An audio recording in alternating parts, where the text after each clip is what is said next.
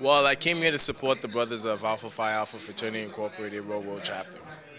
Well, they're having a viewing party for the election results that are going to come up in a couple of minutes. So just brought my food down here and waiting for my friends and just came here to support them. It's a good program, so, you know, why not?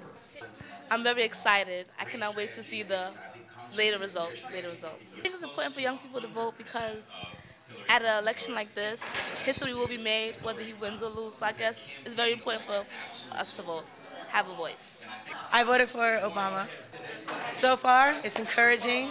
It's a very positive feeling going through the room, and I feel like we're really going to win this one. Well, the Democrats are going to win this one. I woke up 6 o'clock or 5 o'clock in the morning to vote at 6 o'clock in the morning. I had to go to work. I'd rather sacrifice sleep than sacrifice my future. So that's how I felt.